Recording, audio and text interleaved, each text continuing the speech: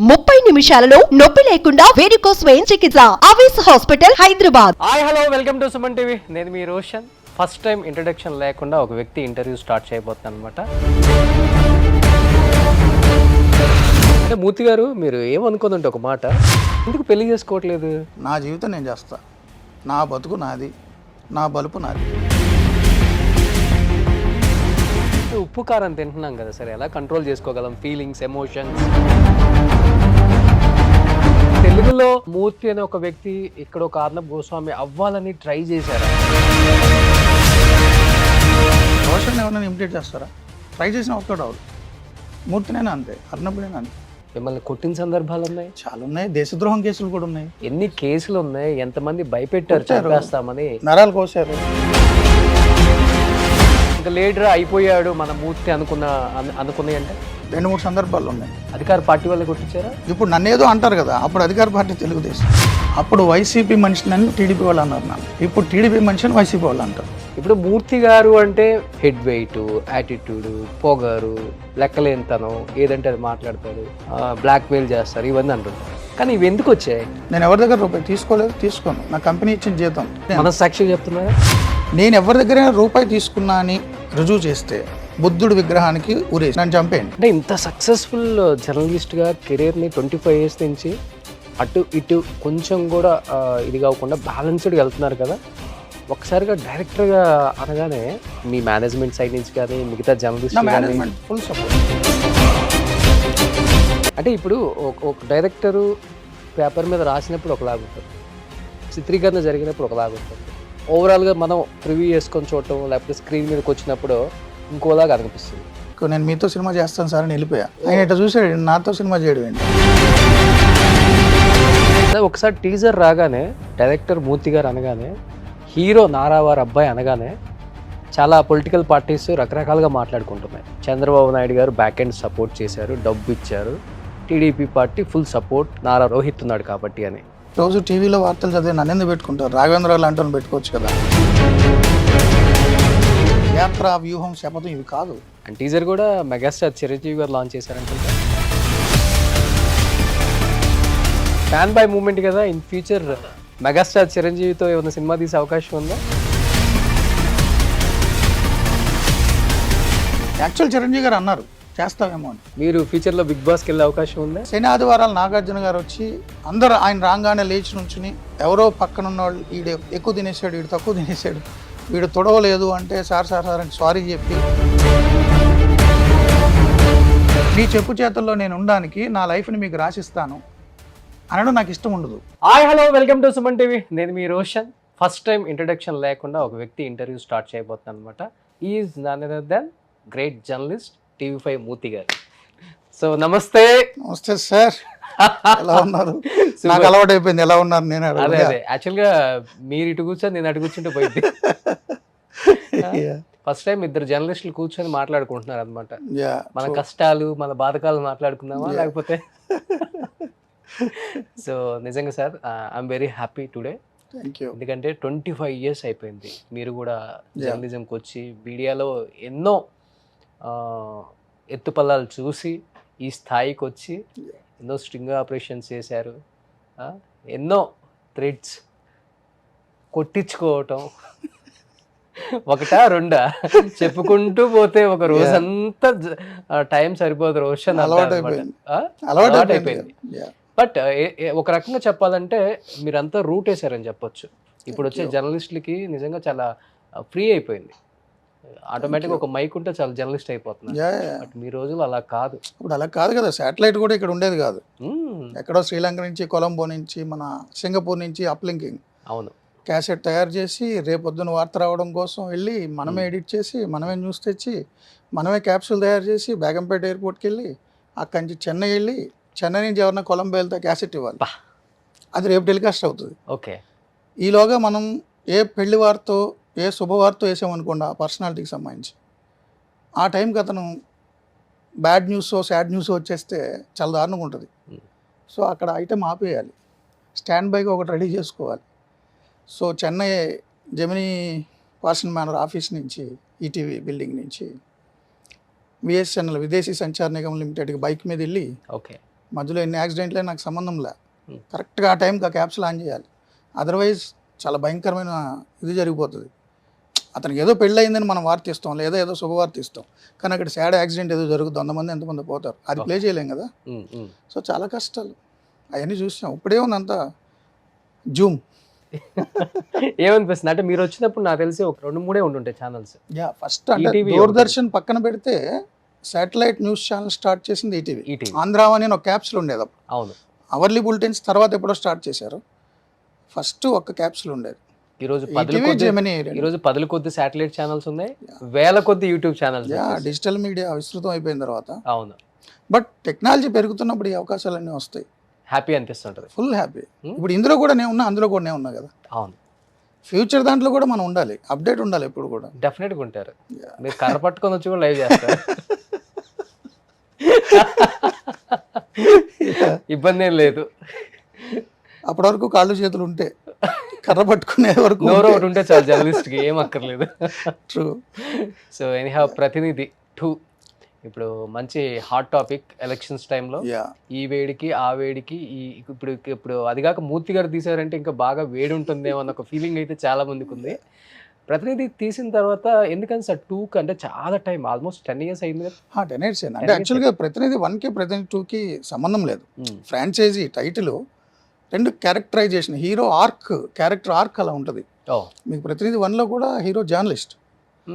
So ప్రతినిధి బయట ఉండి ప్రశ్నిస్తుంటాడు, సీఎంని కిడ్నాప్ చేసి అక్కడ జరిగిన అక్రమాలు అవినీతి గురించి ఆయన కిడ్నాప్ చేసి క్వశ్చన్ చేస్తుంటాడు. సో నేను రాసుకున్న స్టోరీలో హీరో జర్నలిస్ట్. ప్రతినిధి 2 సినిమా ప్రతి జర్నలిస్ట్కి అంకితం. అంటే ఒక పోలీస్ ఆఫీసర్స్ని హీరోగా చూపించి, ఆర్మీ పర్సన్ హీరోగా చూపించి, సో అనేక మంది క్యారెక్టర్ పాత్రలను హీరోగా చూపించే సినిమాలు చాలా వచ్చినాయి, జర్నలిస్ట్గా కూడా వచ్చాయి. బట్ జర్నలిస్ట్లో ఉన్న నిజమైన హీరోయిజాన్ని ఎక్స్ప్లోర్ చేసే స్టోరీ ఇది. అందుకనే నా సినిమా జర్నలిస్ట్ కాబట్టి, నా సినిమా జర్నలిస్ట్, ప్రతి జర్నలిస్ట్కి అంకితం. అంటే నాకు ఆ బిజినెస్ మోడలు, ఆ ప్రొడ్యూసర్స్, బయ్యర్స్ అవి నాకు తెలియదు, కానీ నేనైతే యాజ్ ఏ డైరెక్టర్ నేను నా ప్రొడ్యూసర్స్కి చెప్పింది ఏంటంటే, జర్నలిస్ట్ ప్రతి ఒక్కరికి ఉచితంగా చూపించాలి సినిమా అని, వాళ్ళ ఫ్యామిలీస్తో. సో అందుకని ప్రతినిధి 1లో హీరో జర్నలిస్టు, ప్రతినిధి 2లో హీరో జర్నలిస్ట్. అందులో సిస్టమ్ బయట ఉండి క్వశ్చన్ చేస్తాడు, ఇందులో సిస్టమ్ లోపల ఉండి క్వశ్చన్ చేస్తాడు. ఓకే, అందుకని ఆ టైటిల్ ప్రతినిధి 2 అయితే బాగుంటుందని డిసైడ్ అయ్యాం. ముందు సినిమా స్టోరీ రాసుకున్నప్పుడు, సినిమా షూట్కి వెళ్ళేటప్పుడు కూడా ఆలోచించింది ప్రతినిధి అని కాదు, వేరే టైటిల్స్ అనుకున్నాం. బట్ హీరో గారితో మాట్లాడిన తర్వాత అన్ని డిస్కస్ చేసిందా ప్రతినిధి ఫ్రాంచైజీ ప్రతినిధి 2 తీసుకున్నాం. సో మొన్నటి వరకు సీనియర్ జర్నలిస్ట్ మూర్తి గారు, సరే ఆ మధ్య కాలంలో యాక్టర్ మూర్తి గారు, ఒక్కసారిగా మళ్ళీ టర్న్ అయిపోయారు డైరెక్టర్ మూర్తి గారు. ఏంటి ఇన్ని షేడ్స్ ఉన్నాయి, ఈ 25 years తర్వాత ఇన్ని షేడ్స్ చూపిస్తున్నారు మాకు? అట్లేం లేదు, నాకు స్పెసిఫిక్ రీజన్ అలేం లేదు. అంటే జర్నలిజం ఇంట్రెస్ట్, జర్నలిస్టే కావాలనుకున్నా. ఓకే, చదువుకునే రోజుల్లో జర్నలిస్ట్నే అయ్యా. బట్ నేను పెరిగింది గోదావరి జిల్లాలో కాబట్టి సినిమా ఇన్ఫ్లుయెన్స్, నాటకం, ఆ ఇన్ఫ్లుయెన్స్ చాలా ఉంటుంది. నేను కాలేజీలో కూడా నాటకాలు వేసా. మా తెలుగు లెక్చరర్, ప్రముఖ కవి విమర్శకుడు అద్దేపల్లి రామ్మోహన్ రావు, ఆయన శిష్యుడు నేను. సో ఆయన నేతృత్వంలో కొన్ని నాటకాలన్నీ వేసేవాళ్ళం. ప్లస్ నేను చిరంజీవి గారి ఫ్యాన్స్ కీ మెంబర్ని. మీరు కూడా కాకినాడలో. యా, తెలుసా చిరంజీవి గారికి తెలుసు, మన టీజర్ ఆయనే లాంచ్ చేశారు. ఓకే, సో ఆ సినిమా ఇన్ఫ్లుయెన్స్ ఉంది ఎప్పటి నుంచో. బట్ సీరియస్గా జర్నలిజం పర్సూ చేశాను.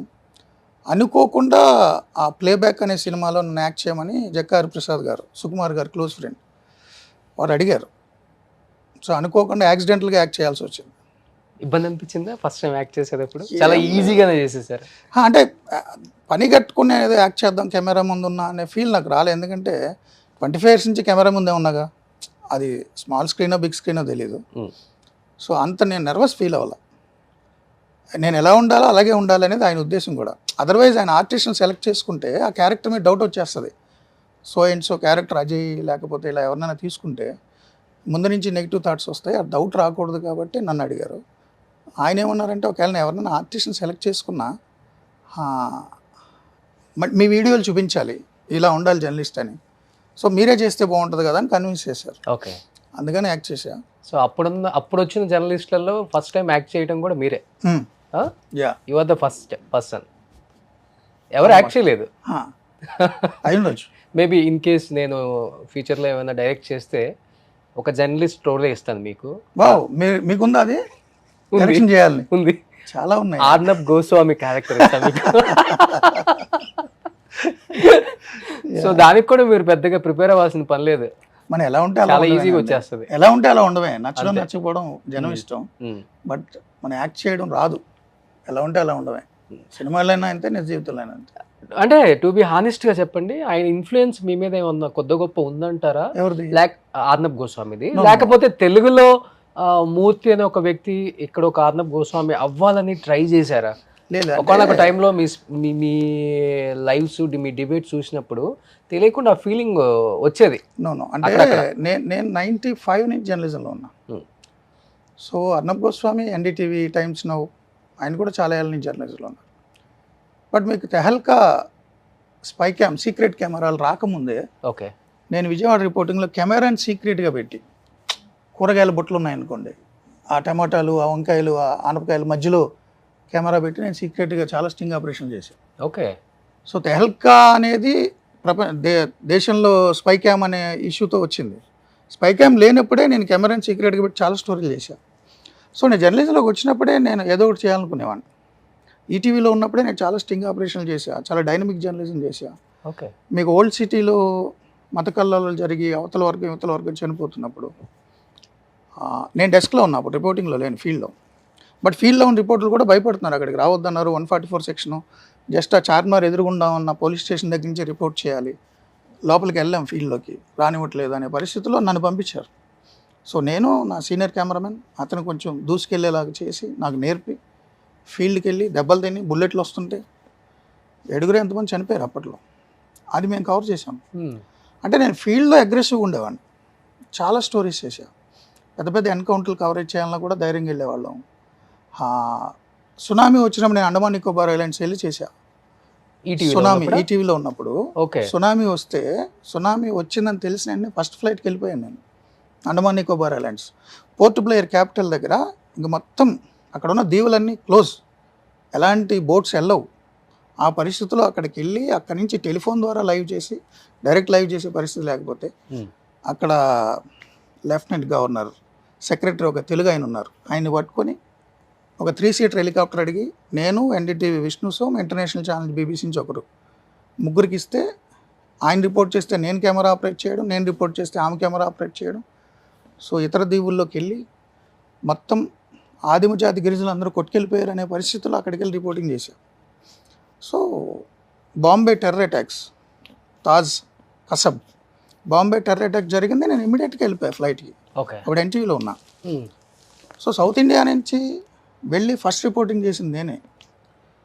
అక్కడ ఒక బిల్డింగ్ మీద ఇజ్రాయిలీ నానీని కిడ్నాప్ చేశారు, బంధించేశారు.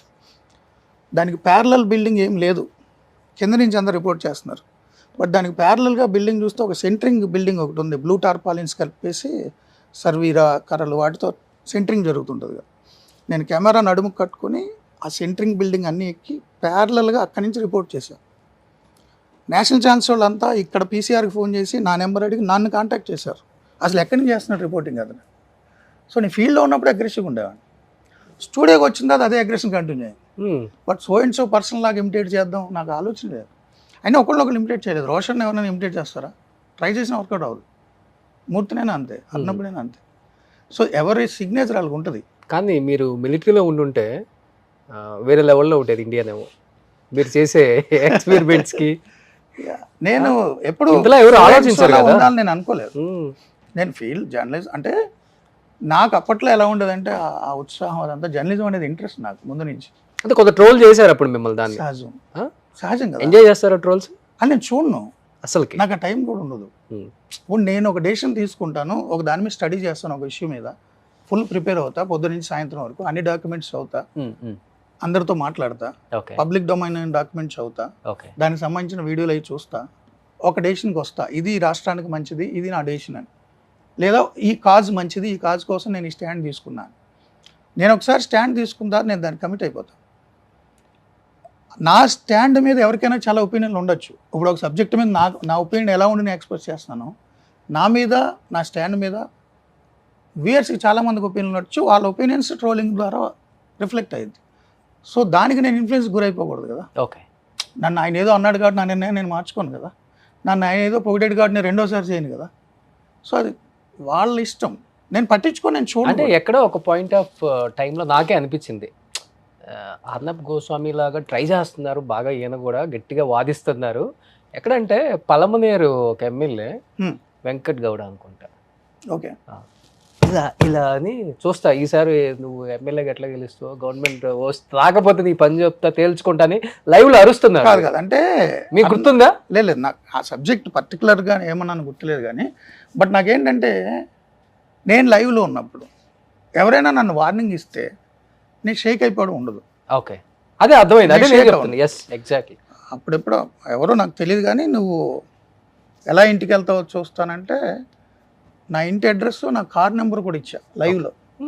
ఇది ఈ కార్లో వెళ్తా, ఒక్కడనే వెళ్తా, ఇది నా ఇంటి అడ్రస్, ఏదైనా చేసుకోవాలి. సో నేను లైవ్లో ఉన్నప్పుడు నన్ను ఎవరో బెదిరిస్తే బెదిరిపోయే రకం నేను కాదు.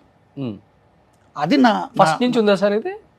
నేను రిపోర్టింగ్లో ఉన్నప్పటి నుంచి కూడా. ఓకే, నేను రిపోర్టింగ్లో ఉన్నప్పుడు నేను చేసిన స్టోరీలకు ఇబ్బంది పడి, అప్పటి ప్రభుత్వంలో ఉన్న మంత్రులు, ఎమ్మెల్యేలు నేను చేసిన స్టోరీలకు ఇబ్బంది పడిన అప్పుడు పోలీస్ కమిషనర్లు కూడా నాకు వార్నింగ్లు ఇచ్చారు. నేను ఈనాడులో ఉన్నప్పుడు నా ఆఫీస్ చుట్టూ జీప్లు, నా రూమ్ చుట్టూ కార్లు, చాలా బెదిరింపు కాల్సి వచ్చినాయి. ఫీల్డ్లో ఉన్నప్పుడు కూడా నేను బెదిరేవాడిని కాదు, బట్ అది పబ్లిక్కి తెలియదు. ఓకే, నేను షోలో ఉన్నప్పుడు, లైవ్ స్టూడియోలో ఉన్నప్పుడు కూడా అలా బెదిరిస్తే నా రియాక్షన్ అలా ఉంటుంది. సో నేను ఒకళ్ళు ఇమిటేట్ చేయడం, నేను ఆ లైవ్ చూస్తానే కూర్చున్నా. చాలామంది నా స్టూడియోలో ఉన్నప్పుడు పేర్లు ఎందుకు కానీ అప్పుడు అధికార పార్టీ ఎమ్మెల్యేలు కూడా వచ్చారు, ఏదో రియల్ ఎస్టేట్ దందాలు చేశారంటే స్టూడియోలోకి వచ్చి లైవ్లో మాట్లాడతా ఫ్లోలో నాకు వాన్ చేశారు. నేను రియాక్ట్ అయ్యాను, సరే తేల్చేసుకుందాం అంతే. ఒకళ్ళు ఇమిటేట్ చేయడానికి ఏమి ఉండదు నాకు. అంటే ఇప్పుడు ఈ 70s నుంచి బిఫోర్ అంటే శాటిలైట్ మీడియా అంత మీరు చెప్పినంత ఉధృతంగా లేదు. ఒక రకంగా చెప్పాలంటే డబుల్ డిజిట్కే పరిమితమైన ఛానల్సే ఉన్నాయి. ఏ ఛానల్ చూసినా కానీ మా టీఆర్పీ రేటింగ్ ఫస్ట్ రావాలి, మాది రావాలన్న దాని మీదే ఆలోచించారు. కానీ ఒకరికి ఏదైనా అయితే మనం ఎలా సేవ్ చేసుకోవాలి, మన అందరం ఎలా ఐక్యం అవ్వాలనే లేదు. ఎప్పుడైతే ఈ 70s నుంచి డిజిటల్ మీడియా ఎంత ఉధృతంగా వచ్చిందో, శాటిలైట్ మీడియాని కూడా శాసించే విధంగా వచ్చిందని చెప్పుకోవచ్చు. ఈరోజు ఒక న్యూస్ ఎప్పుడన్నా ఫస్ట్ చూడాలంటే ఇవాళ రేపు అందరూ కూడా అంటే పరిణామక్రమం అలా అయిపోయి, పరిణామక్రమంలో మీడియా మారుతుంది. ఫస్ట్ ఓన్లీ ప్రింట్ ఉండేది, ఓన్లీ రేడియో ఉండేది, తర్వాత టీవీ వచ్చింది, టీవీ తర్వాత ఇప్పుడు డిజిటల్ మీడియా వచ్చింది. ఒకప్పుడు జర్నలిస్టులు, ట్రైన్డ్ జర్నలిస్టులు దీనికి సంబంధించి ఉండేది, ఇప్పుడు ప్రతి ఒక్కరు జర్నలిస్ట్ అయ్యారు. సో ప్రతి ఒక్కళ్ళు డిజిటల్ మీడియా చేతిలోకి వచ్చేసరికి వాళ్ళ ఒపీనియన్ వాళ్ళు చెప్తున్నారు. మీకు మీడియాకు సంబంధించి ప్రత్యేక చట్టాలు ఏం ఉంటాయి కానీ ప్రత్యేక హక్కులు, మీడియా స్వతంత్రం ఎలా వచ్చిందంటే freedom of expression and speech. So article 19(1)A రాజ్యాంగం ప్రజలకు కల్పించిన భావ ప్రకటన స్వేచ్ఛ, అదే మీడియాకి బేస్. సో ప్రజల హక్కే అది, అవును, ఎవరిది వాళ్ళు చేసుకుంటున్నారు. డిజిటల్ మీడియా ఇంకా విస్తృతం అవుతుంది. ఇంత ఉధృతంగా వచ్చినప్పుడు సార్, ఇప్పుడు మీరు చెప్పినట్టు ఈ థ్రెటనింగ్ కాల్స్ ఇవన్నీ మీడియాకి లేదు ఇప్పుడు అసలు. ఒక రకంగా చెప్పాలంటే ఇప్పుడు కూడా ఇప్పుడు చాలా తక్కువ. అంటే ఇప్పుడు జర్నలిస్టులు కూడా చంపేస్తున్నారు కదా చాలా. మీరు ఎదుర్కొన్నాయి అనేది అసలు మనం ఒకసారి ఆలోచించడం కూడా ఆలోచించలేదు. మిమ్మల్ని కొట్టిన సందర్భాలు ఉన్నాయి, చాలా ఉన్నాయి. దేశద్రోహం కేసులు కూడా ఉన్నాయి. మీ మీద ఎన్ని కేసులు ఉన్నాయి, ఎంతమంది భయపెట్టారు చంపేస్తామని, నరాలు కోసారు. అంటే మనం ఎంచుకున్న మార్గం అలాంటిది కదా రోషన్ గారు. అసలు ఇంటికి వెళ్తామా లేదా అన్నట్టుగానే వెళ్తారు. ఇంట్లో వాళ్ళు కూడా ప్రిపేర్డ్, ఒక పర్టికులర్ టైం షో అయిన తర్వాత వీడు ఇన్ని గంటలకు వచ్చి తలుపు కొడతాడు. తలుపు కొట్టలేదు, ఫోన్ స్విచ్ ఆఫ్ చేసిందంటే ఎక్కడికి వెళ్ళిపోయాడు. మళ్ళీ ఎప్పుడు కాంటాక్ట్ వస్తాడు, వాడే కాంటాక్ట్ అవ్వాలి.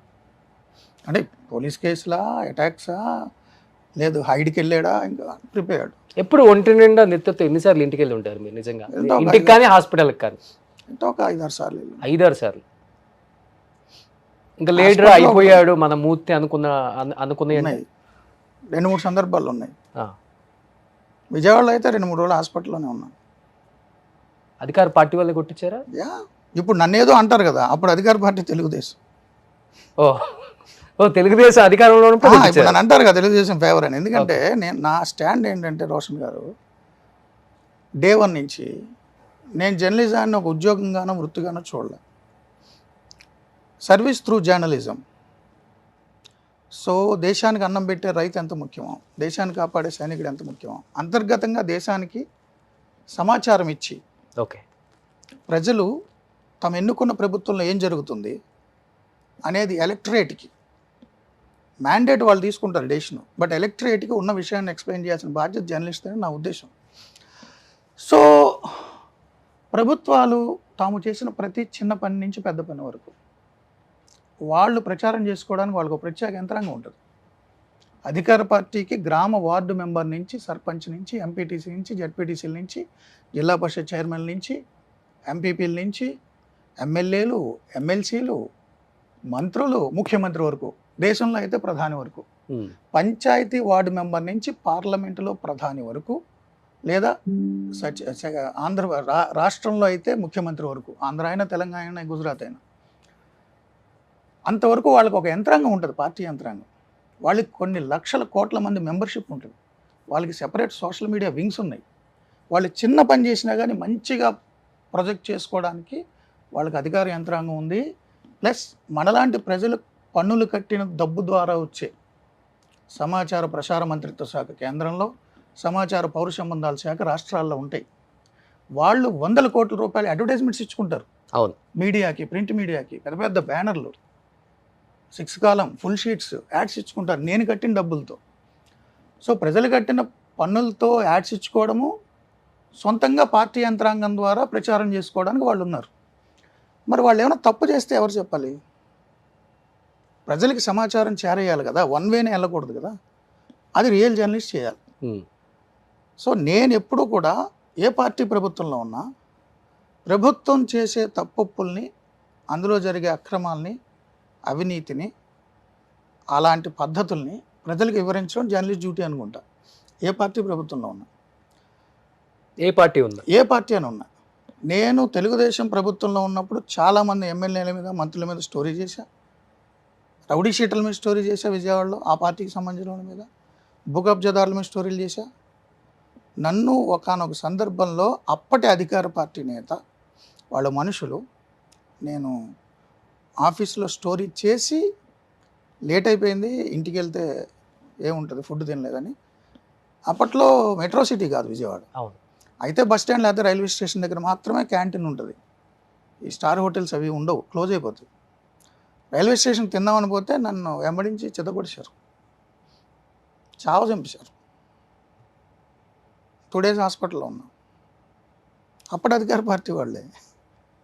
అప్పుడు ప్రతిపక్షంలో ఉన్న కాంగ్రెస్ నా డిఫెన్స్లోకి వచ్చి మాట్లాడారు, ఇలా జర్నలిస్టుల మీద దాడి చేయడం అన్యాయం, దుర్మార్గం అని. సో ఇప్పుడు అధికార పార్టీలో ఉన్న తప్పులు నేను ఎత్తి చూపుతా.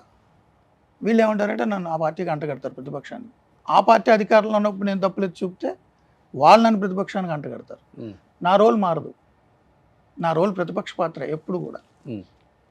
ఎప్పుడు పార్టీ వాళ్ళు మారుతుంటారు ఎప్పుడు కూడా. 2014-19 మధ్యలో మీకు గుర్తుంటే నేను మహాన్యూస్లో చేశాను. అప్పుడు సుజనా చౌదరి గారు కేంద్ర మంత్రి, తెలుగుదేశం నుంచి. భారతీయ జనతా పార్టీ, తెలుగుదేశం కలిపి స్పెషల్ స్టేటస్ తెస్తాము అన్నారు.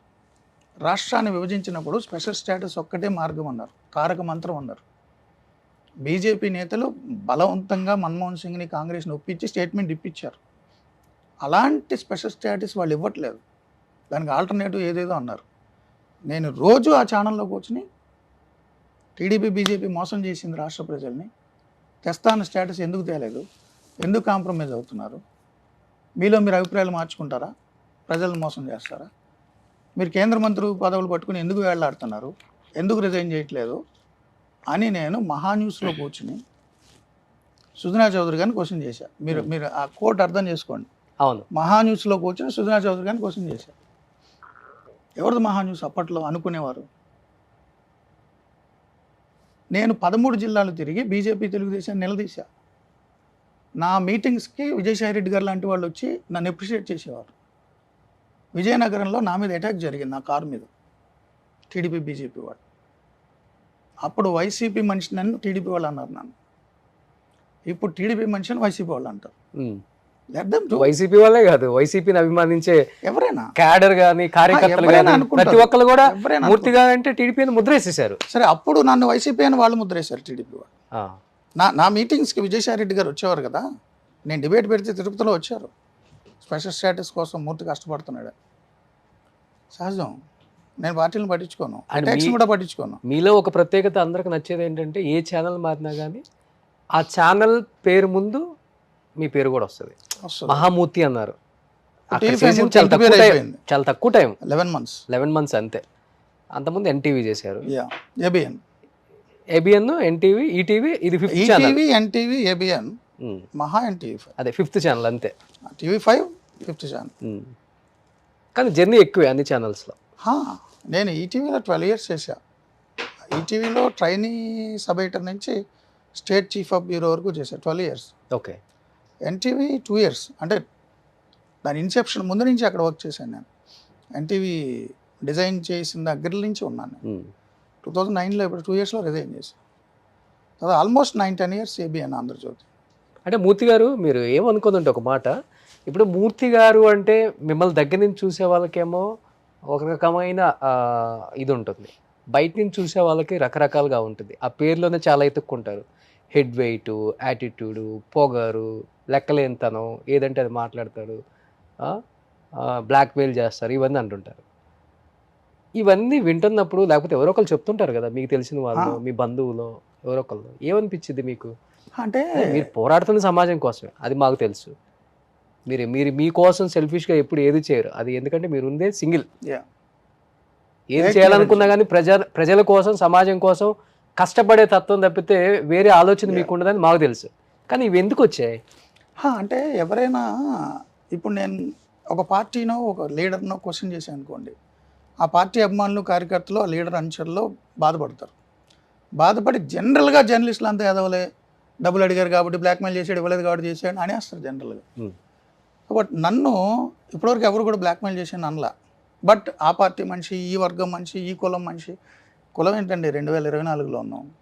అంగారకుడి మీద మనిషిని పంపుదాం అనుకున్నాం, ఏం కులం? వాళ్ళు అనుకుంటున్న కులంలో నేను పుట్టల. యాక్చువల్ నాకు కులం లేదు, కులం గురించి నేను మాట్లాడను. పోనీ వాళ్ళు అనుకునే కులాల్లో కూడా నేను లేను, ఓకే, వాళ్ళ యాంగిల్లో కూడా. సో ఎవరు పడితే వాళ్ళు మాట్లాడుకుంటారు, దానికి మనం ఏం చేయలేం కదా. ఓకే. అండ్ ఇంకొకటి ఏంటంటే, నా ఇన్నేళ్ల జర్నలిజం జీవితంలో నేను ఎవరి దగ్గర కాఫీ టీ కూడా తాగల, నాకు అవసరం కూడా లేదు. నేను ఎవరి దగ్గర రూపాయి తీసుకోలేదు, తీసుకోను. నా కంపెనీ ఇచ్చిన జీతం బ్రహ్మాండంగా ఉంటుంది, నన్ను బాగా చూసుకుంటుంది. ఏ కంపెనీ? మనస్సాక్షిగా చెప్తున్నారా? మనస్సాక్షిగా చేసుకొని చెప్పండి. చేసుకున్నా, కాలు వేసుకున్నా, ఏది వేసుకున్నా, నేనేమంటున్నానంటే, నేను చెప్తున్నా ఓకే, నేను లైవ్లో మీకు గుర్తుండుంటే నేను ఒక ఛానల్లో చెప్పాను, నేను ఎవరి దగ్గరైనా రూపాయి తీసుకున్నా అని రుజువు చేస్తే నన్ను చంపేయండి, బుద్ధుడి విగ్రహానికి ఉరేసి. అదే కాదు, పోనీ ఇప్పుడు మీ దగ్గర మెటీరియల్ లేదు, ఒకవేళ నేను చనిపోయిన తర్వాత 10 ఏళ్ళ తర్వాత మీకు దొరికినా నేను అవినీతి చేశాను. ఆఫ్టర్ మై డెత్ 10 years తర్వాత నేను చనిపోయినని తెలిసిన నా బాడీ ఏ ఉస్మానియా హాస్పిటల్కి రాసేసా. సో నా సమాధులు, అంత్యక్రియలు ఉండవు. సో అక్కడ ఏలాడుతుంటుంది కదా స్కెల్టన్, అక్కడికి వెళ్ళి అవినీతి పరుడని బోర్డు పెట్టండి, నేను పోయిన తర్వాత కూడా ప్రూవ్ చేసుకోగలిగితే అది నా ఛాలెంజ్. నా మనస్సాక్షి ఉంది, నేను మీకే ఇస్తున్న ఛాన్స్, ఇది నేను ఎప్పుడో ఛాలెంజ్ చేశా. ఎప్పటికైనా సరే, నేను బతికుండా కానీ నేను పోయిన తర్వాత కానీ, వీడు సో అవినీతి చేశాడు, సో వాళ్ళ దగ్గర బ్రైబ్ తీసుకున్నాడు అని ప్రూవ్ చేస్తే బతుకుండగా చంపండి, చచ్చిపోయింది అయితే ఇక నాకు జర్నలిజంలో బతుకు లేకుండా అవినీతి పడని ముద్రేయండి, నో అబ్జెక్షన్ ఎట్ ఆల్. అంటే ప్రస్తుత సమాజం చూస్తున్నాం మనం, ఇరుగు పొరుగు వాళ్ళ కోసం, మన అనుకునే వాళ్ళ కోసం, అమ్మ నాన్న కోసం బతికే వాళ్ళని చూస్తున్నాం. కానీ నా కోసం నేను బతుకుతున్నా, నేను బతకాలి అనుకునే వాళ్ళని చాలా అరుదుగా చూస్తాం. దాంట్లో మీరు ఒకళ్ళు. ఎప్పటి నుంచి ఇది? చిన్నప్పటి నుంచా, లేకపోతే ఈ ఫీల్డ్కి వచ్చిన తర్వాత రకరకాల? అంటే నాకు ముందు నుంచే కొన్ని పుస్తకాలు చదివాను, ఇన్ఫ్లుయెన్స్ ఉంది నాకు. పుచ్చలపల్లి సుందరయ్య గారి దగ్గర నుంచి అందరి జీవితాల్లో అబ్జర్వ్ చేశా, చూసా. ఓకే.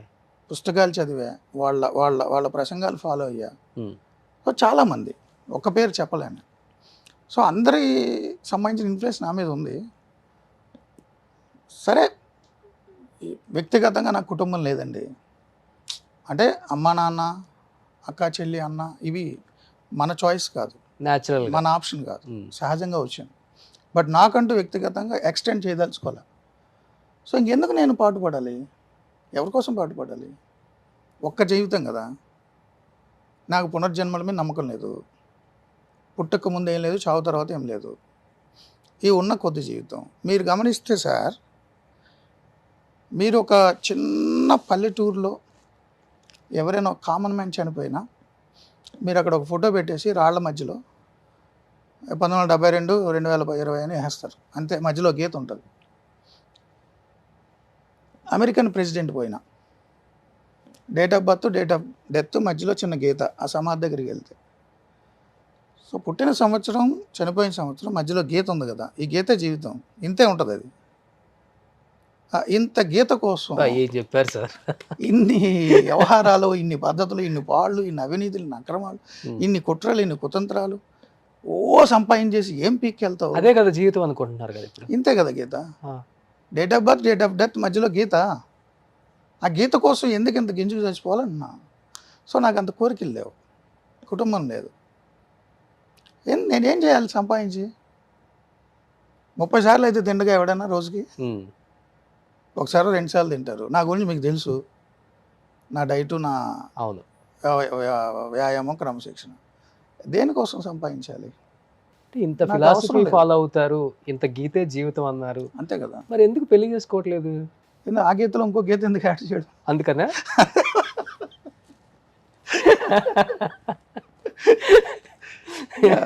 ఆ గీతలో ఇంకో గీత యాడ్ చేసి 2 గీతలు వస్తాయి మళ్ళీ.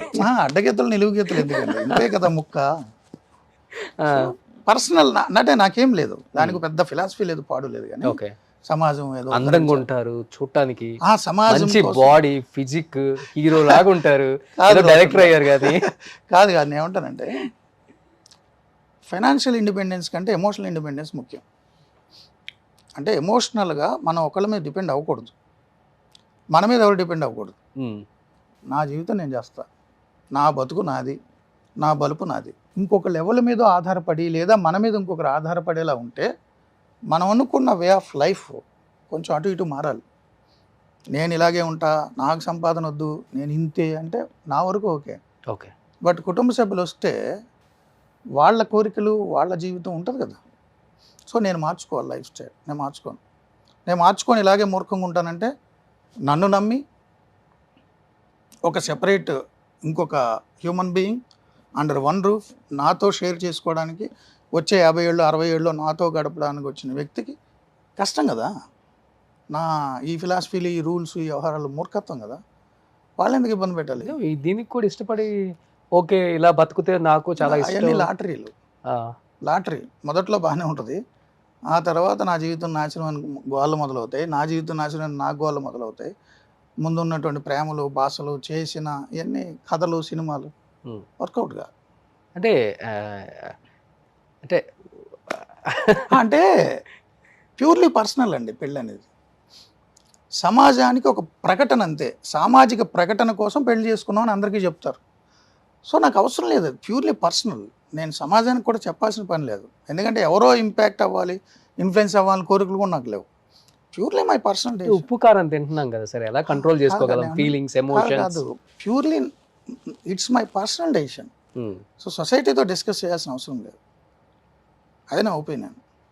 నేను ఏదో అంత గొప్పని, ఎంత గొప్పని అని నేను సమాధానం చెప్పదలుచుకోవాలి. నేను ఎంచుకున్న మార్గంలో నాకు నచ్చినట్టు నేను వెళ్ళదలుచుకున్నా.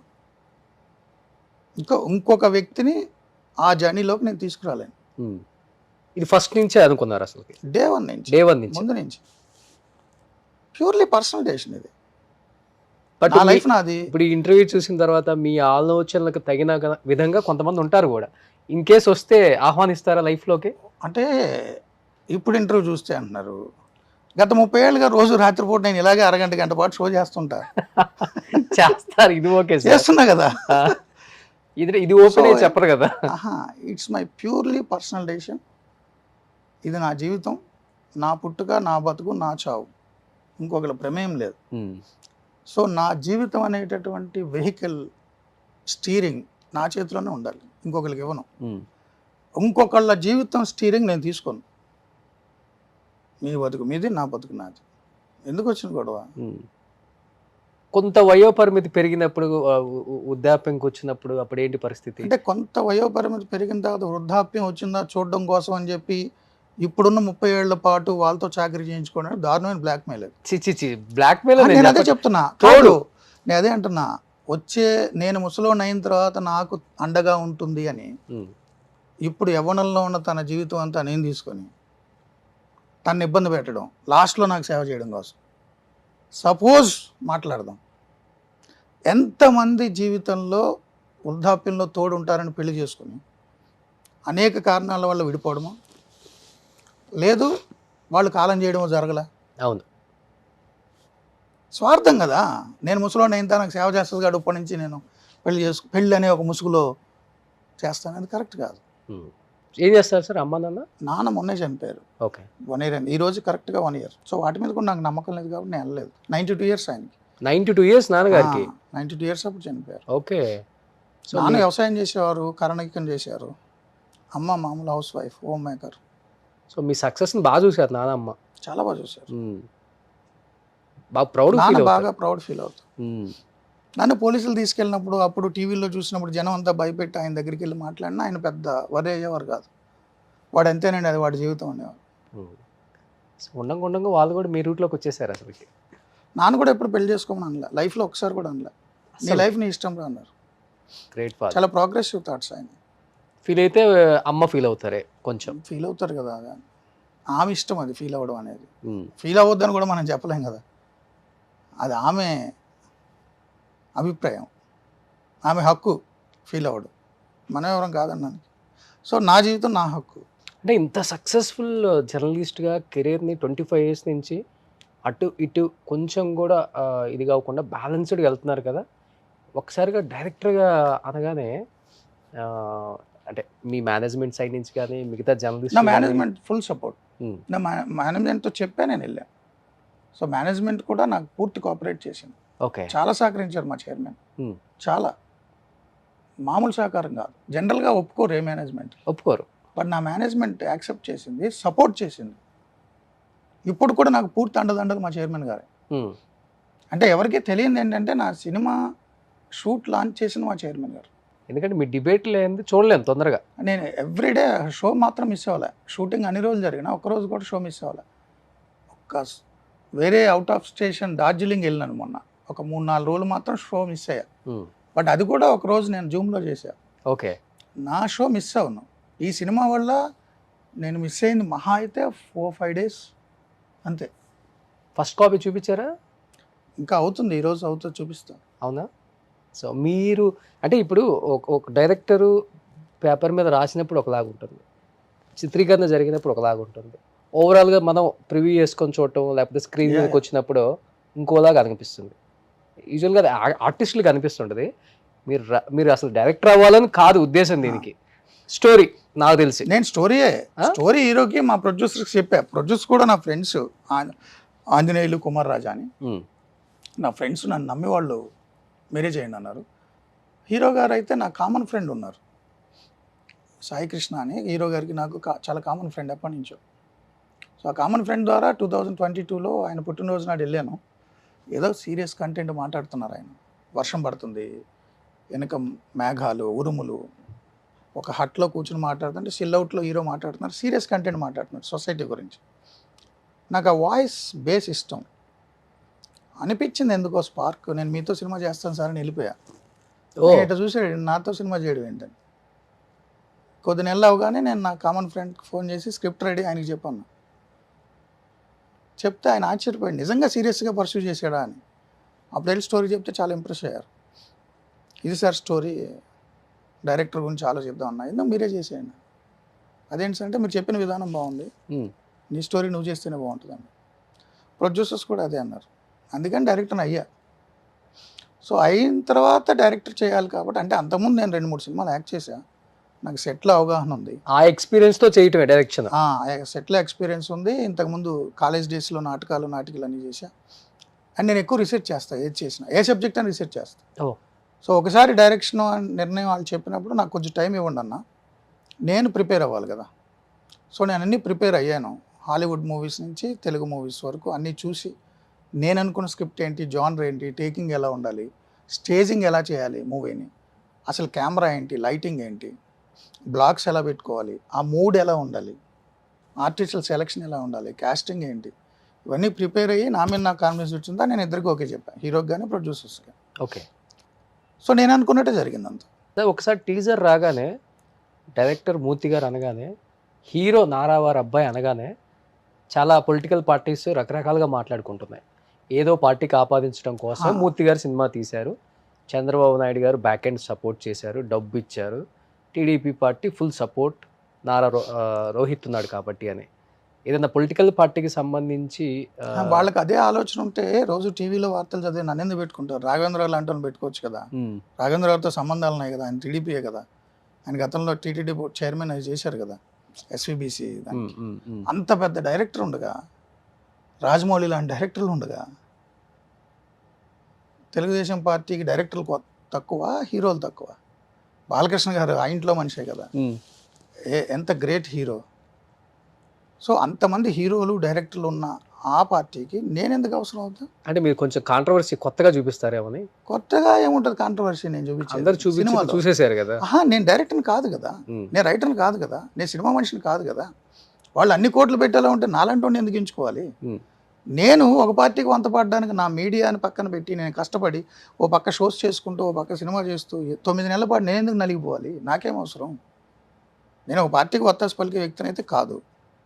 ప్రభుత్వాన్ని మాత్రం నిలదీస్తుంటా, అదే పార్టీ ప్రభుత్వం ఉన్నా, ఏ పార్టీ ప్రభుత్వం ఉన్నా నా పని ఇదే. గతంలో 2014లో కూడా టీడీపీ ప్రభుత్వం ఉన్నప్పుడు చెప్పాను కదా, Sujana Chowdary only special category status గురించి ప్రతి డిబేట్లో టీడీపీని బీజేపీని నిలదీశాను. మహా టీవీకి ఇండైరెక్ట్గా యజమానిగా ఉన్న వ్యక్తిని నువ్వు కేంద్ర మంత్రికి ఎప్పుడు రిజైన్ చేస్తావు అని అడిగా. నా ఛానల్ కూర్చొని నంది ఎడుతున్నాడు, నచ్చకపోతే పోతా, నేనైతే నిలదీస్తాను. ఓకే, అదే నా పాలసీ.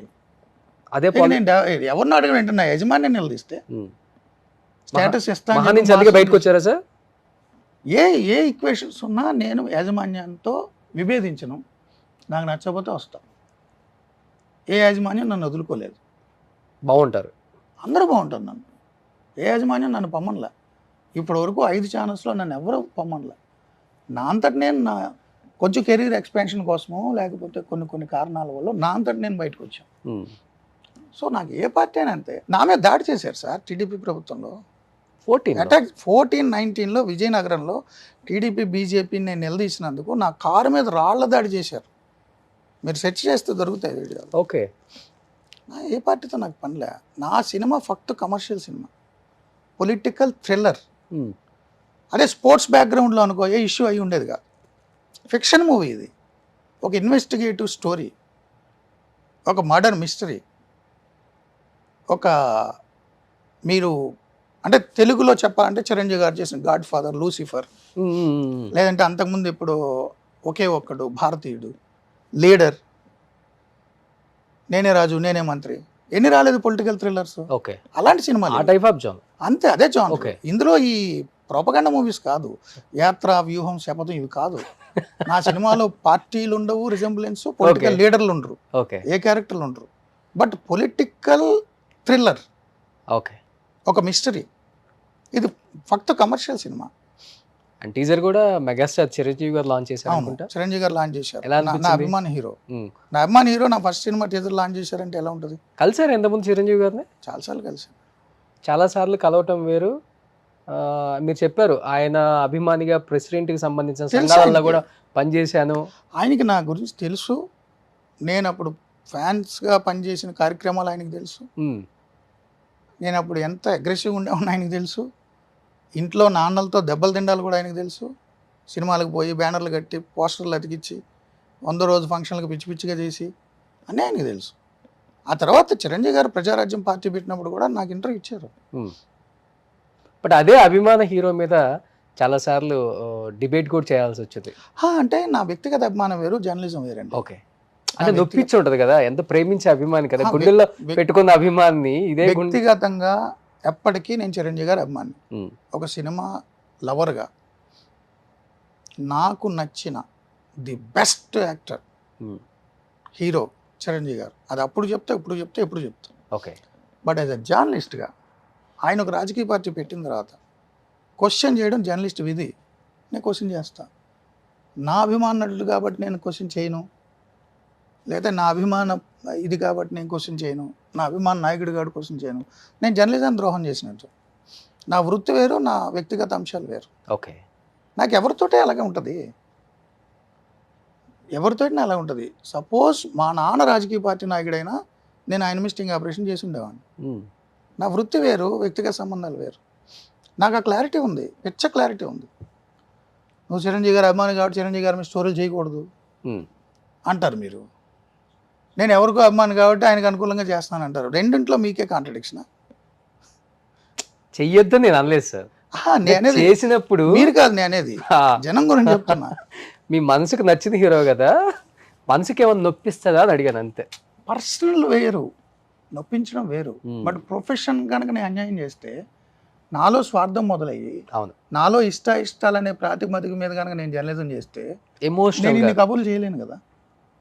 వ్యక్తిగతంగా ఉంటుంది నాకు, అరే నా అభిమాని హీరో ఇట్లా ఉంటే బాగుండేదని నాకు ఉంటుంది.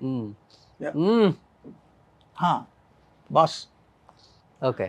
చూడండి అసలు ఎలా చూస్తున్నారు లుక్ ఆయన నేను బాగా తెలుసు కదా. ఆయన నన్ను అదే ప్రేమతో స్వీకరిస్తారు ఎప్పుడు కూడా. నేను మీరు చెప్పిన డిబేట్లు చేసిన స్టోరీలు చేసిన తర్వాత కూడా, ఓకే, నేను మీరు చెప్పిన స్టోరీలు డిబేట్లు చేసిన తర్వాత కూడా ఒకసారి ఆయన సెంట్రల్ మినిస్టర్ ఉండగా దిల్సుఖ్ నగర్లో సాయిబాబా టెంపుల్ దగ్గర ఏదో బ్లాస్టులు జరిగినాయని నేను అప్పుడు లైవ్లో రిపోర్టింగ్కి వెళ్ళా. నేను లైవ్ రిపోర్టింగ్కి వెళ్ళినప్పుడు ఆయన సెంట్రల్ మినిస్టర్, సో ఆయన విజిట్ చేస్తున్నారు ఆ స్పాట్ని. ఆయన ఇంకా వస్తున్నారు కానీ రాలేదు. నేను లైవ్లో రిపోర్టింగ్ చేస్తున్నా నా ఛానల్కి. పోలీసులు వచ్చి తోసేస్తున్నారు, పోలీస్ కమిషనర్ వాళ్ళందరూ వచ్చి వచ్చేస్తున్నారు. నేను లైవ్లో ఉన్నప్పుడు మీకు తెలుసు కదా ఎలా ఉంటుందో, మనం వాళ్ళని ఊరుకోబెడతా ఇంకా కంటిన్యూ అవుతూ ఉంటాం. వెనక నుంచి గబగా మాకు వచ్చింది, చిరంజీవి గారు వాళ్ళు చేసేశారు. ఏ మూర్తి అని. సో అప్పుడు కన్నబాబు గారు అని నా ఫ్రెండ్, మా ఈనాడులో కొలీగ్, ఆయన కూడా బాగా తెలుసు. అప్పుడు ఎమ్మెల్యే పిఆర్పి, ఓకే, కాంగ్రెస్కి వెళ్ళింది. సో వారు చెప్పారు మూర్తి లైవ్లో ఉన్నాడని, కానీ వచ్చి నాతో మాట్లాడారు. ఎప్పుడు నన్ను బాగా రిసీవ్ చేసుకుంటారు. ఆయన కూడా అది మనసులో పెట్టుకోరు. ఓకే, వీడు నా మీద స్టోరీలు చేశాడు, నా మీద డిబేట్లు చేశాడు. అది వేరు, ఇది వేరు. వారికి తెలుసు, నాకు తెలుసు ఆ విషయం. సో టీజర్ చూడగానే షాక్ అయ్యారా? చాలా ఇష్టపడ్డారు, బాగా చేసే ఉన్నారు. ఓకే, చాలా బాగా చేసే ఉన్నారు. డైరెక్టర్ కదా, కొత్త యాంగిల్ ఇది. అదే అడిగారు, నువ్వు డైరెక్టర్ అవ్వాలని ఎందుకు వచ్చింది, అసలు ఈ కోణం కూడా ఉందా నీలో, కొత్త కొత్త కోణాలు చూపిస్తున్నావు ఏంటి. ఫ్యాన్ బాయ్ మూమెంట్ కదా. ఇన్ ఫ్యూచర్ చాలా మెగాస్టార్ చిరంజీవితో ఏమైనా సినిమా తీసే అవకాశం ఉందా? చెప్పలేం కదా. నేను ఈ మూమెంట్లో ఉంటాను. నేను ఓకే, ఫ్యూచర్ ఏమవుతుంది అనేది నాకు తెలియదు. నేను ఈ మూమెంట్లో లివ్ చేస్తా. ఫ్యూచర్ ఏంటి, గతం ఏంటి పట్టించుకోండి. యాక్చువల్ చిరంజీవి గారు అన్నారు చేస్తావేమో అని. ఓ సో తెలియదు కదా అన్నారు. బట్ మనం ఫ్యూచర్ గురించి ఎక్కువ ఊహించుకుని అట్లా చేయండి. నేను ఈ నిమిషం ఎలా ఉన్నాను అంతే. మీకు సంబంధించిన కొన్ని పిక్స్ అంటే మీరు అన్నారు కదా, జర్నలిజం వేరు, రియల్ లైఫ్ వేరు, మనం దీన్ని కనెక్ట్ చేసుకోకూడదు, ఆ ఎమోషనల్స్ ఇక్కడ చూపించకూడదు అన్నారు. కాబట్టి కొన్ని మనకు బాధ అనిపించినా, లేకపోతే పక్కనోడు ఏంటి ఇలా చేసాడు అనిపించినా కానీ కొన్ని చేయాల్సి వస్తుంది. అలా కొన్ని మీరు చేసిన డిబేట్స్ మీద మా వాళ్ళు కొన్ని ఫొటోస్ కలెక్ట్ చేశారు. సూపర్. ఓ ఇది మీ జర్నీ అనమాట. అదే పర్సనల్ సోషల్ మీడియా ప్లాట్ఫామ్ మీద పెట్టినాయి. 1988 అది. ఊర్లో, అది మీ ఊర్లో. బాగా పవన్ కళ్యాణ్ గారు లాగా ఉన్నారు ఈ పిక్లో. ఆయనకు కూడా ఇలాంటి సేవలు అంటే ఇష్టం కదా. Yes, I request you please don't try as a hero brother when there are great actors like you. How would I? Ganesh నాకు మంచి మిత్రులు, ఓకే, వ్యక్తిగతంగా. బట్ మళ్ళీ ప్రొఫెషనల్గా అయితే ఆయన నేను క్వశ్చన్ చేస్తాను, అది వేరే విషయం. నా స్టూడియోలో నుంచి మధ్యలో వెళ్ళిపోతున్నారు గణేష్. ఒకసారి క్వశ్చన్ చేసినప్పుడు నీ దగ్గరికి రావద్దన్నారు, నాకు చాలామంది చెప్పారు ఆడు దుర్మార్గుడు, ఆడి దగ్గరికి వెళ్ళొద్దన్నా అది ఇది అని. నేనే వచ్చాను పిచ్చోళ్ళగా, అది అడుగుతున్నా ఇది అడుగుతున్నా, వెళ్ళిపోతా అన్నారు. ఓకే, బట్ మళ్ళీ మామూలుగా మాట్లాడారు. బట్ అంతకుముందు నాకు ఫ్రెండే, తర్వాత కూడా ఫ్రెండే. ప్రొఫెషనల్గానే ఏదైనా అడుగుతా, అది గణేష్ గారికి తెలుసు. అంటే ఎందుకు పెట్టాల్సి వచ్చింది హీరోగా ట్రై చేయొద్దు నువ్వు అని? ఏ సందర్భం అది? కాదు, నేను ఏదో ఫోటో పెట్టినప్పుడు ఆయన అట్లా పెట్టాడు, నువ్వు హీరోగా ట్రై చేయొద్దు బ్రదర్ అది ఇది అని. అంటే ఏదో డిబేట్ చూసి పెట్టాడు అనుకున్నా నేను, ట్విట్టర్ అదిగో కింద అది పెట్టారు కదా. డిబేట్ కాదు, నా ఫోటోలు చూసేదో పెట్టారు. అవునా? సోషల్ మీడియాలో నాకు చూసేదో పెట్టినట్టున్నారు. నెక్స్ట్ కార్లు మారు వస్తూ ఉంటారు, మారుస్తూ వస్తుంటారు. ఓకే, తప్పదు కదా, చాలాసార్లు నా కారు మీద అటాక్ జరిగినాయి కాబట్టి కొన్ని కార్లు మారుస్తుంటారు. సో ఫ్రెండ్స్ హెల్ప్ చేస్తుంటారు, ఓకే, వాళ్ళ కారులో వెళ్ళి మారుతూ ఉంటాయి. ఏదైనా థ్రెట్ ఉన్నప్పుడు కొన్ని జాగ్రత్తలు తీసుకోవడంలో భాగంగా అది ఎప్పుడూ అని ఉంటాను నేను. అది రాజశేఖర రెడ్డి గారు 2009 ఎన్నికలప్పుడు ఏ డే విత్ సీఎం అని ప్రోగ్రామ్ చేశారు. ఉదయం ఆయన లేచిన దగ్గర నుంచి రాత్రి నిద్రపోయే వరకు రోజంతా ఆయనతో గడిపా. ఆయన ఎన్నికల ప్రచారంలో ఉన్నారు ఇప్పుడు వరంగల్ జిల్లా అవన్నీ. సో ఆ రోజంతా ఆయనతో నేను స్పెండ్ చేశాను. సింపుల్గా ఒక 1 minute చెప్పండి ఎలా ఉంటుంది ఆయన డే? అంటే ఆ రోజు నేను ఆయనతో గడిపింది అంటే పొద్దు నుంచి రాత్రి వరకు ఫుల్ బిజీ. అందరు లీడర్లను కలిశారు, అందరితో చాలా మంచిగా మాట్లాడారు. కొండా సురేఖ్ గారి ఇంట్లోనే ఎవరింట్లోనో బ్రేక్ఫాస్ట్ లంచ్ ఏదో, సో వాళ్ళ ఇంట్లో పిల్లలు అందరితో కూడా క్లోజ్గా మాట్లాడారు. మధ్యలో నాతో మాట్లాడుతున్నారు. Full busy, hectic. ఒక పక్క గవర్నమెంట్ గురించి చూస్తూ, ఒక పక్క పార్టీ వ్యవహారాలు చూస్తూ చాలా బాగా మాట్లాడారు. ప్లస్ ఒక చోట నుంచి హెలికాప్టర్లో వచ్చేస్తున్నాం మేము ఈవినింగ్ 4కి ఎప్పుడో, మళ్ళీ పాలకుర్తిలోనే ఎక్కడ సభ అనుకుంటా, వేరే ఏరియా నుంచి హెలికాప్టర్లో వస్తున్నాను నేను, సీఎం గారు, వాళ్ళ సిఎస్ఓ, పైలట్, కెమెరా ఉన్నట్టుంది. పొద్దునుంచి అలసిపోయి ఉన్నాం కదా, 4 నుంచే, మార్నింగ్ 4కే నాకు ఫోన్ వచ్చింది. వెళ్ళాను, సూర్యుడు గారు ఆయనకి కాఫీ టీ తీసుకెళ్లే ముందు నన్ను మూర్తిని నమ్మనమని అన్నారు. వెళ్ళాను, న్యూస్ పేపర్స్ చదువుతూ మాట్లాడారు, ఎలా ఉన్నావు ఏంటి పర్సనల్గా అన్నీ మాట్లాడారు. అయ్యవారు అనేవారు నన్ను, ఎందుకో అయ్యవారు అనేవారు. సో అప్పటి నుంచి లేచున్నాం కాబట్టి అలసిపోయినట్టున్నా. హెలికాప్టర్లో చిన్న కునుకు పట్టింది నాకు. చిన్న కునుకు పడితే మధ్యలో ఇలా కొట్టి లేపారు. నీకు సన్స్ట్రోక్ వచ్చిందని చెప్పి ట్యాబ్లెట్ ఇచ్చారు. నాకు ఆశ్చర్యం వేసింది, సార్ నేను బాగానే ఉన్నాను సార్. పిచ్చోడా, నేను సీఎం కాదు ముందు డాక్టర్ని అని ట్యాబ్లెట్ ఇచ్చారు, వేసుకున్నా. అంటే ఒక పర్సనల్ బాండ్ ఉంటుంది ఎవరితో ఉన్నా. ఆఫ్ స్క్రీన్ రాజశేఖర రెడ్డి గారు చాలా వేరే.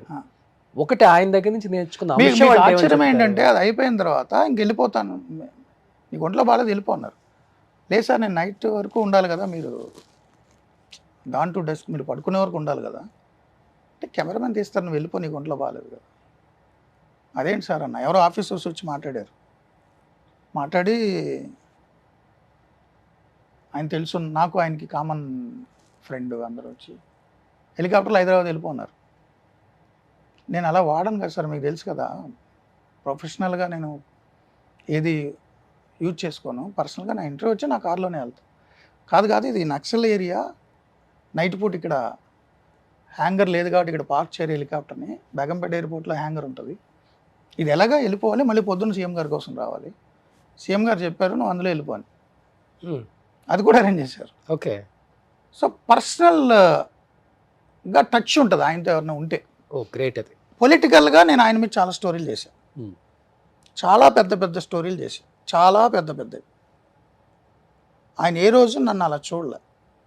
అతను జర్నలిస్ట్, అతని డ్యూటీ అతను చేశాడు, మన ఒక పార్టీ, ఒక గవర్నమెంట్ అన్నట్టు చూశారు. నాకు రెస్పెక్ట్ ఇచ్చేవారు ఆయన. గ్రేట్. కలిసిన 2-3 సార్లు కూడా ఇంటర్వ్యూల కోసమే. నేను ఎవ్రీ వీక్ కూడా ఇంటర్వ్యూ చేసేవాడిని సీఎంతో. అప్పుడు చంద్రబాబు గారితో చేసేవాడిని, సీఎం గారితో చేసేవాడిని. అండ్ 2004కు ముందు, ఈయన సీఎం కాకముందు ప్రతిపక్ష నాయకుడిగా పాదయాత్ర చేస్తున్నప్పుడు అప్పుడు చంద్రబాబు గారు సీఎం, మా హెడ్ ఆఫీస్ నుంచి వచ్చేవి చంద్రబాబు గారి క్వశ్చన్స్, ఈయనకి ఆన్సర్ రాబట్టాలి, ఈయన ఆన్సర్స్కి ఆయన క్వశ్చన్స్ రాబట్టాలి, మ్యూచువల్, ఇద్దరు ఎదురెదురు కూర్చుని ఇంటర్వ్యూ ఎవరు కాబట్టి అప్పుడు ఈనాడులో ఉండేవాడిని. సో ఆ ఒప్పందం మధ్య పాదయాత్ర కవరేజ్లో నేను చాలా జిల్లాలు ఉన్నా. ఆ పాదయాత్ర కవరేజ్లో ఆయనతో ఉన్నప్పుడు చంద్రబాబు గారి క్వశ్చన్స్ తీసుకొచ్చి ఈయనకి ఇచ్చి ఆన్సర్స్ అడగాలి, ఈయన ఇచ్చిన క్వశ్చన్స్ తీసుకెళ్ళి చంద్రబాబు గారికి పంపాలి. అప్పుడు తర్వాత సీఎం అయినప్పుడు వీక్లీ ఇంటర్వ్యూ చేసేవాడిని. అంటే నేను పర్సనల్గా ఎవరితో క్లోజ్గా ఉన్నాను, ప్రొఫెషనల్గానే ఉంటా. అండ్ ఇంటర్వ్యూలు చేయడానికి తప్ప పవర్లో ఉన్న ఏ వ్యక్తిని నేను కలవను, అసలు ఎవరిని కలవను. సీఎంలు ఇంటర్వ్యూ చేయడం కూడా తక్కువ నేను, బట్ కంపెనీ అసైన్మెంట్ అయితే చేస్తా. ఓకే, అప్పుడు తప్ప నేను సీఎం గారిని కలవను, ఇంటర్వ్యూ చేసే పరిస్థితులు కలవను. 10 ఏళ్ళు తెలంగాణ సీఎం కేసీఆర్ గారిని నేను కలవలా. ఉద్యమం టైంలో ఆయన చాలాసార్లు కలిసి నేను ఇంటర్వ్యూ చేశాను. పవర్లోకి వచ్చారు, ఆయనతో నాకు పని లేదు. ఆ బీట్ రిపోర్టర్లు ఇంటర్వ్యూ చేసుకుంటారు. ఓకే, కంపెనీ చెప్పి నన్ను ఇంటర్వ్యూ చేయమంటే చేస్తా. కేటీఆర్ గారు 2 సార్లు చేశా పవర్లో ఉండగా. ఆ 2 సార్లు తప్ప నేను ఏ రోజు కలవలేదు కేటీఆర్. నాకు అవసరం కూడా లేదు. ఆ ఇంటర్వ్యూ అరేంజ్ చేసినప్పుడు కూడా మా బ్యూరో చీఫ్ అరేంజ్ చేస్తాడు, నేను ఆయనతో మాట్లాడను. 2014-19 మధ్యలో చంద్రబాబు గారు నేను కలవలేదు, ఫోన్లో కూడా మాట్లాడలేదు, నాకు అవసరం లేదు. జగన్మోహన్ రెడ్డిని కలిసారా ఎప్పుడు? కలవలేదు నేను, అవసరం లేదు నాకు. ముఖ్యమంత్రులతో అధికారంలో ఉన్న వాళ్ళతో నాకు అవసరం లేదు. అధికారం లేనప్పుడు? అధికారం లేనప్పుడు అంటే నేను ఎన్టీవీలో 14-19 లేరు కదా.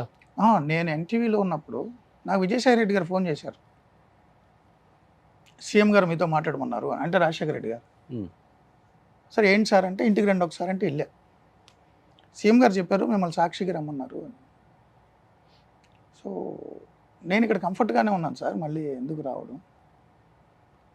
డైరెక్ట్గా సీఎం గారు ఛానల్లో పనిచేస్తున్నానంటే నేను ఆయన బాసు, నేను ఎంప్లాయీని అవుతా, నాకు అలా ఇష్టం లేదు, రాలేనన్నా.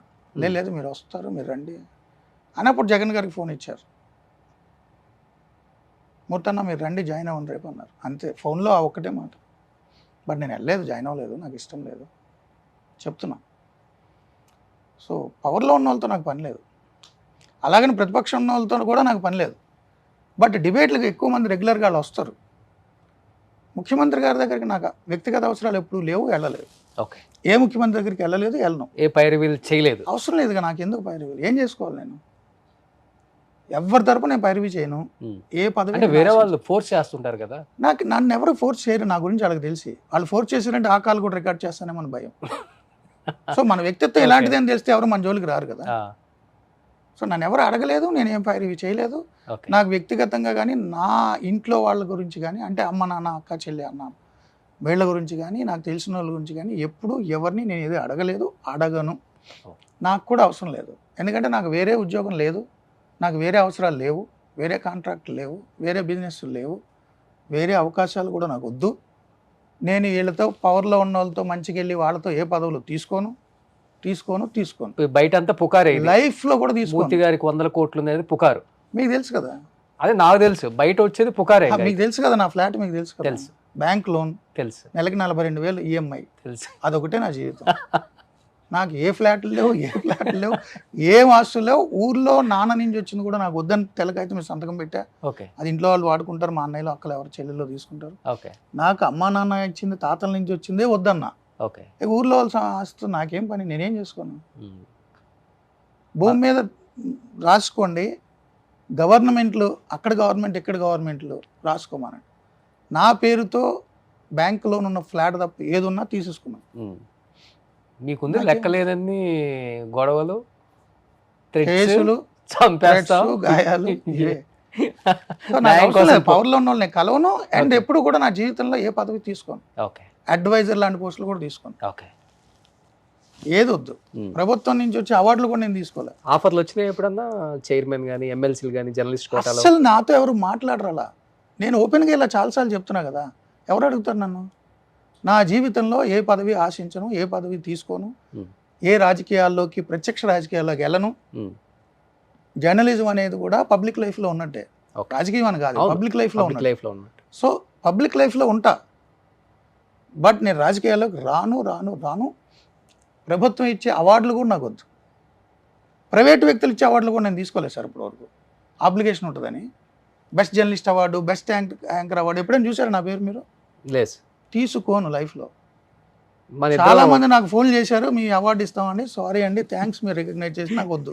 మన ఇద్దరం చాలా దగ్గరగా ఉన్నాం సార్, అందుకని సో నాకు వద్దండి, ఆస్తులు వద్దు, ఏమి వద్దు, పదవులు వద్దు, ఏమొద్దు. జర్నలిజంలో ఉన్నంతకాలం ఉంటా, ఆఖరి రోజు వరకు ఇలాగే ఉంటా. జర్నలిజంలో నా లాస్ట్ షోలో కూడా నేను ఇంత ధైర్యంగా, ఇంత మీరనేటటువంటి బలుపో పొగడో ఏదో అనుకునేవ్వండి. మీరంటే రోషన్ గారు కాదు, పబ్లిక్ అనుకునే అలాగే ఉంటా. లాస్ట్ డే షో కూడా అది అయిపోయిందని నా ప్రైవేట్ జీవితం నా ఇష్టం.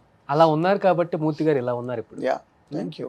ఇన్ కేస్ ఛానల్ పెట్టే అవకాశం ఏముంది? డబ్బులు లేవు నా దగ్గర, డబ్బులు లేవు. ఛానల్ పెట్టాలంటే ఛానల్ పెట్టాలంటే డబ్బులు అక్కర్లేదు సార్, డబ్బులు కావాలి. 2 కెమెరాలు ఉంటే చాలు. 2 కెమెరాలు ఉంటే చాలు అంటే అది పర్సనల్గా నా యూట్యూబ్ ఛానల్. సో అది మీరనే ఎస్టాబ్లిష్మెంట్, శాటిలైట్ అయింది. మీరనే ఎస్టాబ్లిష్మెంట్, భారీ ఛానల్, 10 మందికి ఉద్యోగాలు, నా దగ్గర డబ్బులు లేవు. దానికి రెవెన్యూ, యాడ్ రెవెన్యూ తెచ్చే బ్రెయిన్ నా దగ్గర లేదు. లేదు యాడ్ రెవెన్యూ చేయాలంటే ఏ రాజకీయ నాయకులనైనా ఎవరినైనా అప్రోచ్ అవ్వాలంటే అది నేను చేయలేను. దానికి ఒక సెపరేట్ డైనమిక్స్ ఉంటాయి. నాది బిజినెస్ ఎంటర్ప్రెన్యూర్ బ్రెయిన్ కాదు, నాది ఓన్లీ జర్నలిస్టిక్ బ్రెయిన్. ఓకే, ఇంతే. నా జీవితంలో ఛానల్ పెట్టలేను. యూట్యూబ్ అంటే నా ఫేస్బుక్, నా యూట్యూబ్, నా ట్విట్టర్లో నేనేదో నా ఒపీనియన్ నేను చెప్పుకుంటా, ఇంతే. ఛానల్ ఎస్టాబ్లిష్ చేసే డబ్బులు నా దగ్గర లేవు, నేను ఎవరిని అడగను. ఒకవేళ ఎవరైనా నన్ను పెట్టమన్నా 1వ తారీఖు శాలరీ అకౌంట్ ఇంత డబ్బులు ఇవ్వాలి, ఆయన ఎన్ని రోజులని పెడతాడు, బ్లీడింగ్ 10 రోజులు పెడతాడు. ఆ తర్వాత ఆయన లేదు అది ఇది కాంప్రమైజ్ అవ్వమంటే నేను అవ్వలేను. సో నా బ్రెయిన్ ఎంటర్ప్రెన్యూర్స్ బ్రెయిన్ కాదు. పదునైన ప్రశ్నలకి బాణాలు వేసే బుర్ర మాత్రమే దేవుడిచ్చాడు, అంతే అంతే. సో నేను ఛానల్ పెట్టను, సూపర్. ఎప్పటికీ బిజినెస్ మ్యాన్ అవ్వను. ఓకే, నెక్స్ట్ నేను ఇలాగే ఉంటాను. ఫస్ట్ పోస్ట్ అనౌన్స్మెంట్ అది రోహిత్ గారి బర్త్డే 2023 లాస్ట్ ఇయర్. పోస్ట్ అంటే ఆ రోజు అనౌన్స్మెంట్ ప్రతినిధి 2 అనేది. ప్రొడ్యూసర్స్ కుమార్ రాజా, ఆంజనేయులు గారు వాళ్ళిద్దరు. యువతలో ఉన్నది నా రోహిత్ గారికి నాకు కామన్ ఫ్రెండ్ సాయి కృష్ణ. ఇక్కడ మా డిఓపి నాని, మంచి డిఓపి, సినిమా బాగా తీశారు ఆయన. నెక్స్ట్ సో రిలీజ్ 25th కదా సార్? 25th అవుతున్నాయి పోస్ట్ ప్రొడక్షన్ పనులన్నీ. 25th release. సో ఎటువంటి ఫీడ్బ్యాక్ వచ్చింది బయట నుంచి? అంటే మిమ్మల్ని ఇష్టపడే వాళ్ళు చాలా మంది ఉన్నారు ఇండస్ట్రీలో. చాలా మంది ఉన్నారు, బాగా తీసాను అన్నారు అందరూ కూడా. టీజర్ చూసి ట్రైలర్ చూసి చాలా బాగుంది అన్నారు. బట్ పబ్లిక్ డిసైడ్ చేస్తారు. నా టేక్ అది. నా ఒక జర్నలిస్ట్ పర్స్పెక్టివ్లో పాలిటిక్స్ అండ్ పబ్లిక్ ఎలా ఉండాలి ఇవన్నీ నా ఒపీనియన్. ఫిక్షన్తో నేను ఒక సినిమా తీశాను, జనం డిసైడ్ చేస్తారు ఎలా ఉండాలి ఏంటని.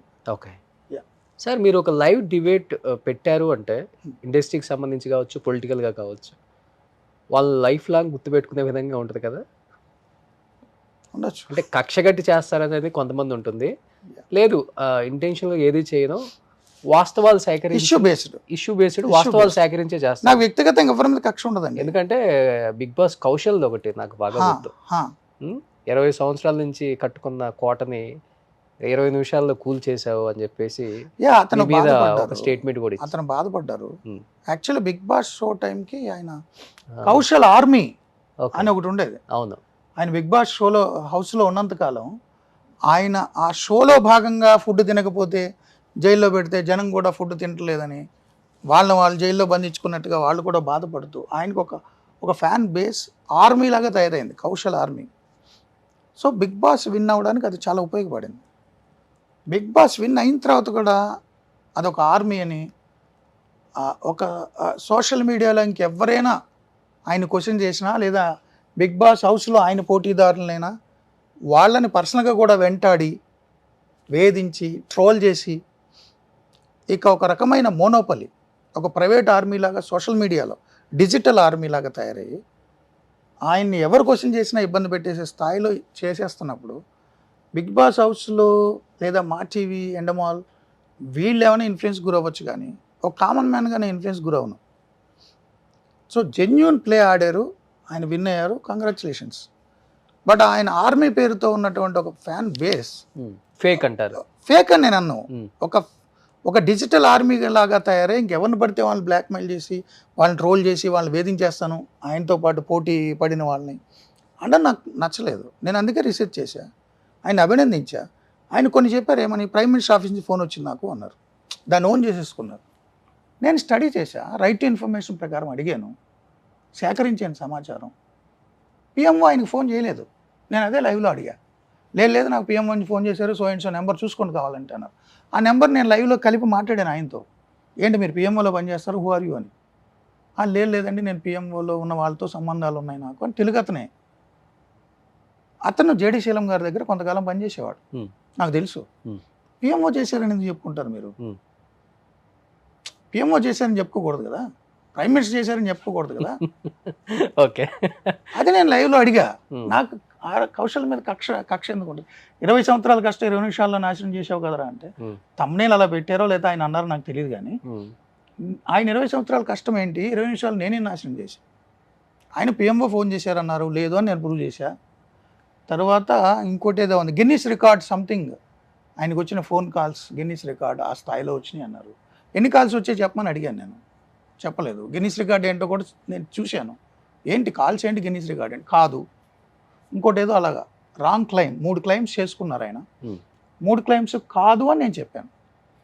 తర్వాత ఆయన ఇంకోటి ఏదో లైవ్లోనో ఎక్కడో మాట్లాడుతా ఈవెన్ మూర్తి పిల్లలు కూడా నా ఫ్యాన్సే, నాకు మూర్తి లైవ్లో చెప్పాడు అన్నారు. నాకు పిల్లలు ఉన్నారా? నేను చెప్పాను పెళ్ళే కాలేదు పిల్లలు కదా, అదే అడిగాను నేను. దాని గురించి ఆయన అట్లా నేనేదో నాశనం చేశాను అన్నారు. నాకు కౌశల్తో నాకేం వ్యక్తిగత అవును, అసలు ఏం సంబంధం ఉంది ఆయన నాకు తెలియదు, ఆయనకి నాకు సంబంధం లేదు. బిగ్ బాస్ అనేది అప్పట్లో ఆ టైంలో talk of the town. Bigg Boss హౌస్లో జరిగిన గొడవల మీద కూడా అన్ని టీవీ ఛానల్స్ లైవ్లు పెడతాయి. అవును, విన్నర్స్తో లైవ్లు పెడతాయి, రన్నర్స్తో లైవ్లు పెడతాయి. అలాగే నేను లైవ్ పెట్టా. ఆయన క్లైమ్లు తప్పు అని నా రీసెర్చ్లో తేలింది, ప్రూవ్ చేశా అంతే. ఆ తర్వాత కూడా ఆయన నాకు ఎనిమీ కాదు కదా, ఎందుకు ఎనిమీగా ఉండాలి? కౌశల్ ఎదురుపడితే నేను హాయ్ చెప్తా, తప్పే ఉంది సార్ ఇందులో. మీరు ఫ్యూచర్లో బిగ్ బాస్కి వెళ్ళే అవకాశం ఉందా? నాకు బిగ్ బాస్ చాలాసార్లు అడిగారా? నేను వెళ్ళను, నాకు సింక్ అవుతుంది, నాకు అది సెట్ అవ్వదు. వెళ్ళండి, మీరు మీలాగే ఉంటారు కదా, అక్కడ కూడా అలానే ఉండండి. అంటే ఇప్పుడు నేను మీలాంటి వాళ్ళు వెళ్తేనే అసలు బిగ్ బాస్ లో ఏం జరుగుతుందో తెలుస్తుంది సార్ మాకు.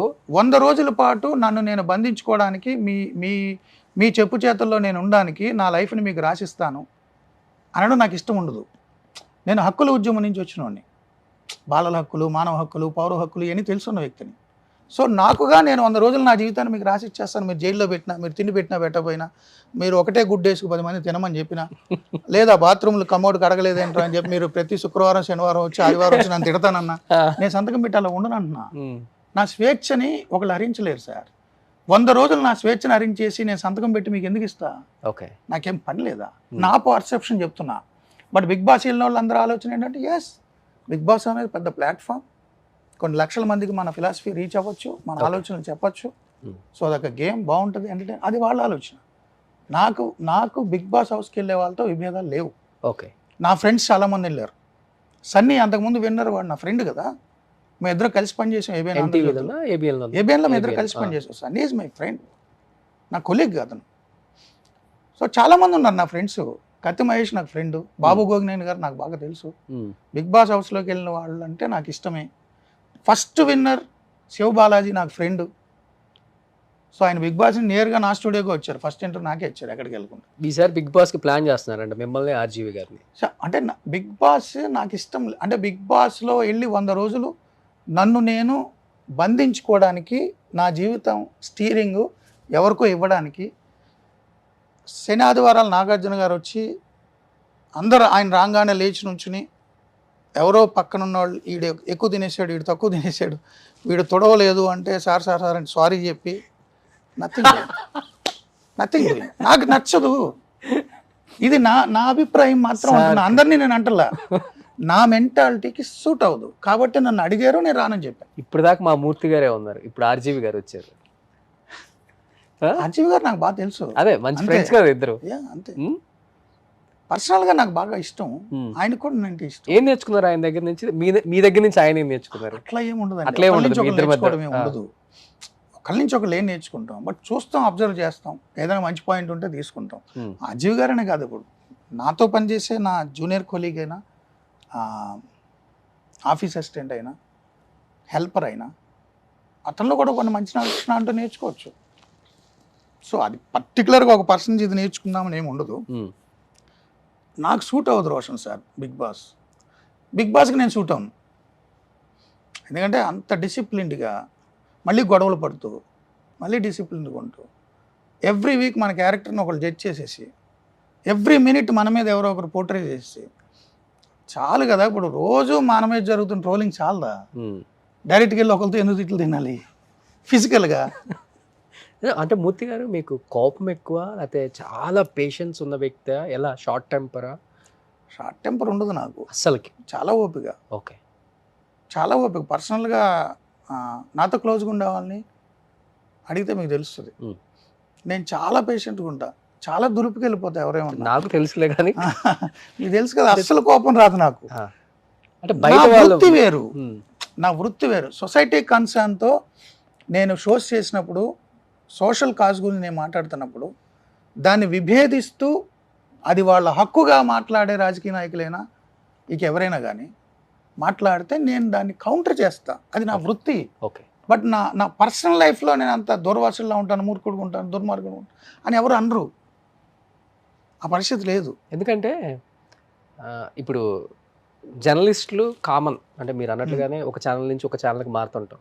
మీరు ఇంత పెద్ద సీనియర్ జర్నలిస్ట్ కదా, ఇన్ కేస్ రేపు TV5 నుంచి ఇంకో ఛానల్కి వెళ్తారు, అక్కడ మీకన్నా ముందు నుంచి ఎప్పటి నుంచో ఉండుంటారు కదా, వాళ్ళతో విభేదాలు అనేది చాలా సర్వసాధారణం. అంటే మీకని చెప్పట్లా, మామూలుగా కామన్ ఈ ఫీల్డ్. అంటే ఇప్పుడు నేను టీవీ నాది పై చెయ్యి అనేది ఎక్కడైనా ఉంటుంది కదా సీనియర్. ఉంటుందండి అలా. నాకు అసలు అలా మీకు ఎప్పుడు ఏ జర్నలిస్ట్ తో ఎటువంటి విభేదాలు రాలేదా? నేను టీవీ5 వచ్చేసరికి చాలా సీనియర్. TV5 లో ఒక జర్నలిస్ట్ తో మీకు విభేదాలు రాలేదు? ఎవరితో రాలేదు. వేరే ఛానల్ నుంచి వచ్చిన జర్నలిస్ట్ తో నాకు ఎవరితో విభేదాలు రాలేదు, రావు కూడా. అది బయట ప్రచారం జరగచ్చు సోషల్ మీడియాలో ఏదైనా. మీరు నాతో ఎవరికో విభేదాలు వచ్చాయని మీరు అంటున్నారు కదా, ఆ వ్యక్తిని అడగండి మూర్తి వాళ్ళు వచ్చాయని. కాదు, రావు. మీ పేరు మాత్రమే వాడతారు అయితే. వాడుకోవచ్చు.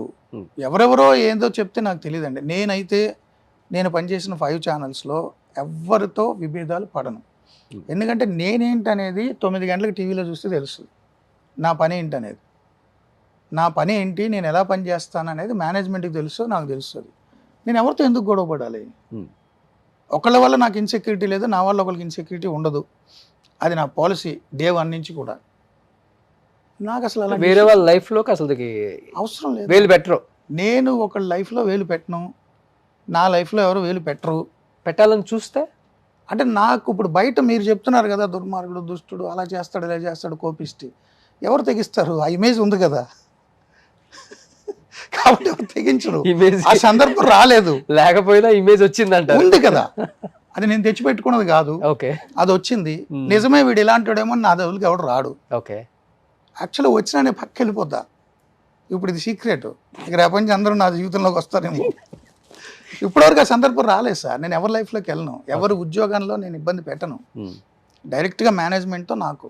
ఈవెన్ ఈనాడు ఈటీవీలో ఉన్నప్పుడు కూడా చైర్మన్ గారికి నాకు, మిడిల్ లెవెల్ మేనేజ్మెంట్తో నాకు ఇష్యూస్ లేవు. చాలా ఉంటాయి, చాలామందికి ఉంటాయి ఇష్యూస్. చాలామంది జాబ్ రిజైన్ చేయడం, కంప్లైంట్ చేయడం, ఇవన్నీ ఉంటాయి. నా మీద అది లేదు. నా మీద ఏమని కంప్లైంట్ చేస్తారు, ఏమని ప్రూవ్ చేస్తారు? ఓకే, నేను ఎందుకు భయపడాలి? వాళ్ళకి నచ్చలేదు, థ్యాంక్స్, ఓకే, ఇలాగే ఉంటుంది నా పాలసీ. సో TV5లో నేను విన్నారా? మీరు విన్నారా? 5-6 years నుంచి పనిచేస్తున్నా. మీరు విన్నారా ఇది వచ్చింది? మా చైర్మన్ నన్ను కోఆపరేట్ చేసి సినిమా కోఆపరేట్ చేశారు, ఇంకేం కావాలి నాకు? సో మీడియా హౌస్లకు అతీతంగా చెప్పండి, ఫస్ట్ పనిచేసిన ఈటీవీ సంస్థ రామోజీరావు గారి దగ్గర నుంచి నేర్చుకున్న అంశం అంటే ఏమని? చాలా నేర్చుకున్నా, ఆయన దగ్గర నుంచి చాలా నేర్చుకున్నా. నిబద్ధత నేర్చుకున్నా, కమిట్మెంట్ నేర్చుకున్నా, ఎంత కష్టమైన దాన్ని పర్సూ చేయాల్సిన పరిస్థితి నేర్చుకున్నా, డిసిప్లిన్ నేర్చుకున్నా, డెడికేషన్ నేర్చుకున్నా, చాలా నేర్చుకున్నా సార్. అందరి దగ్గర నేను అన్నీ నేర్చుకున్నా. ఆయన ఏదన్నా మంచి పని చేస్తే ఫోన్ చేసి కూడా అప్రిషియేషన్ చేస్తారు. నన్ను అప్రిషియేట్ చేశారు ఫోన్లోనే. ఫోన్లో నన్ను చాలాసార్లు అప్రిషియేట్ చేశారు. కొన్ని అసైన్మెంట్ డైరెక్ట్గా నాకు ఆయన ఇచ్చారు, నాకు అవార్డులు ఇచ్చారు, రివార్డ్స్ ఇచ్చారు. వ్యక్తిగతంగా నన్ను చాలా దగ్గర తీసుకుని అభినందించారు. ఓకే, చాలా ఉంటాయండి.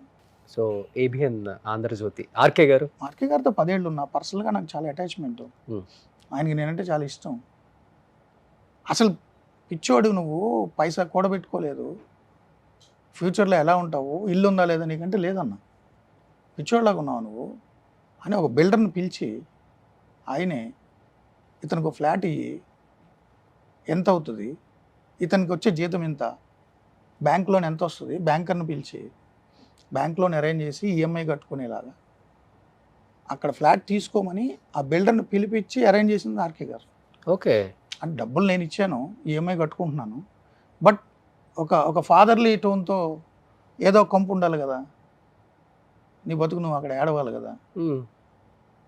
ఒక కొంపని ఏడిస్తే ఉద్యోగం ఉన్నా లేకపోయినా ఎవడైనా కొట్టినా కానీ నీ గదిలో నువ్వు పడి ఉంటావు, ఎందుకు ఎన్నేళ్ళు వచ్చినాయి ఏంటని చెప్పి ఆయనే బిల్డర్ని పిలిచి ఫ్లాట్ మాట్లాడి ఎంత అవుతుంది, ఇంత అవుతుంది, సో భయంకరమైన లాభాలు వేసుకోకు, మినిమం లాభం వేసుకో, మా వాడికి ఇయ్యి ఓకే అని చెప్పి ఆయనే నాకు ఫ్లాట్ మాట్లాడారు. నేను EMI కట్టుకుంటాను. ఇప్పుడు మన ఇంటి పక్కన అదే నేను ఉండేది. ఓ, ఆ బిల్డర్ని ఆయనే మాట్లాడారు, ఆఫీస్కి పిలిచి మాట్లాడారు.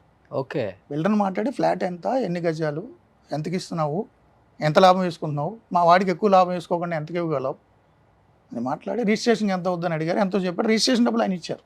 ఓకే, సో నేను ఏ పొలిటీషియన్ దగ్గర డబ్బులు తీసుకోవడం, ఇల్లు కొనుక్కోవడం లేవు. మేనేజ్మెంట్ ఇస్తే తీసుకుంటా, ఓకే, నా జీతం లేదు అవార్డు రివార్డు. గ్రేట్. మా సుమన్ గారు కూడా ఇస్తుంటారు అట్లా అందరికి. గ్రేట్. నేను చూసాను మొన్న ఏదో మీ దాంట్లో అందరికీ ఇచ్చారు.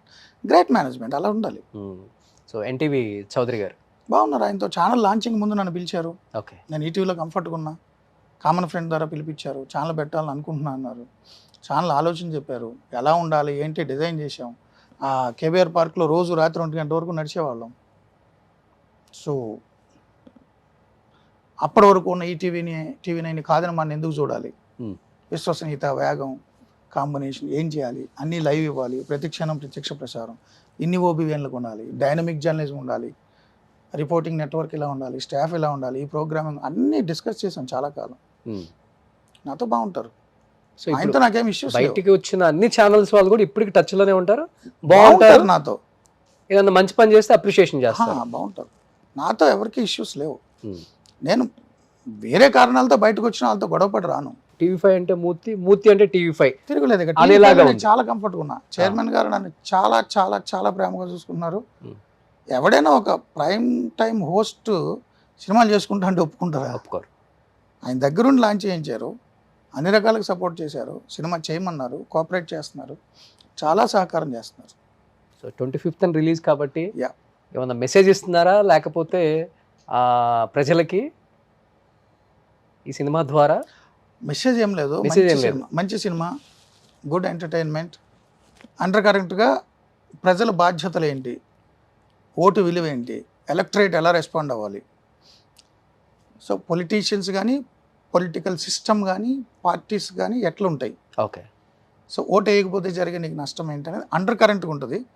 బట్ నీతో ఏం చెప్పను నేను. సినిమాలో ఫుల్ ఫిక్షన్, కమర్షియల్ ఎలిమెంట్స్ అన్నీ ఉంటాయి. సో ఈ సినిమా తర్వాత మూర్తిగా డేట్స్ దొరకవండి, కష్టం. ప్రొడ్యూసర్స్ సో పట్టుకోండి ఆయన పట్టుకోవాలంటే నన్ను పట్టుకోండి కావాలంటే. ఆయనకి డబ్బులు అంటే పెద్దగా ఇష్టం ఉండదండి, చెక్కులు నాకు ఇవ్వండి, డేట్లు నేను ఇప్పిస్తా. సో నిజంగా మూర్తి గారు thank you so much sir. Thank you sir. చాలా హ్యాపీగా ఫీల్ అవుతున్నాను. Thank you. ఫస్ట్ నీకు ఇస్తాను, నీతో చేస్తాను నేను అని చెప్పారు, వచ్చి కూర్చున్నారు, చేశారు, చాలా విశేషాలు షేర్ చేసుకున్నారు. థ్యాంక్ యూ అండి. మిమ్మల్ని ఇష్టపడే వాళ్ళు చాలా మంది ఉంటారు, మిమ్మల్ని ఇష్టపడిన వాళ్ళు కూడా ఈ ఇంటర్వ్యూ చూస్తారు అనమాట. అసలు ఏం చెప్పాడో చూద్దాం, అసలు రోషన్ ఏం చెప్పించాడో చూద్దాం. So thank you sir, thank you so much. Wish you good luck, entire team of ప్రతినిధి 2. All the best. Thank you. Suman టీవీలో మీ పర్సనల్ అండ్ బిజినెస్ ప్రమోషన్స్ కోసం కింది నెంబర్కి కాంటాక్ట్ చేయండి.